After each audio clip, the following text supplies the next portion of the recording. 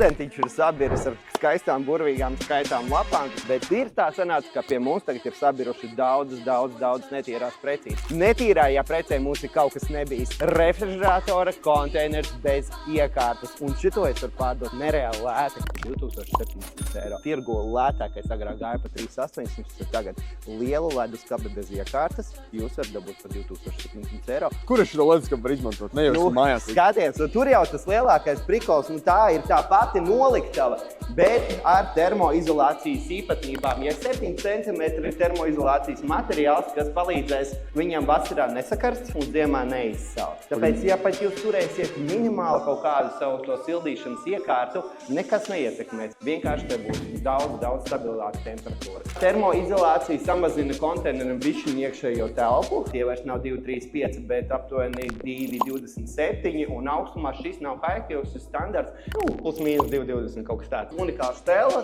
ražotne vērās ciet un piedāvāja mums nopirkt no viņiem 3 viņa noliktavas iekārtas, demontējām. Ja jūs man pieņemsim pazvanīsiet un pateiksiet kodu Kristaps labākais konteineru tirgotājs pasaulē, tad no 2,700 būs 2,5. Saprotu, ka visiem gribās uzrakstīt komentārā, bet nevienmēr ir laiks sekot līdz tiem komentāriem. Es esmu viens uz šo pozīciju, nevar izsekot. Profilā ir numurs, pazvaniet un es atbildēšu.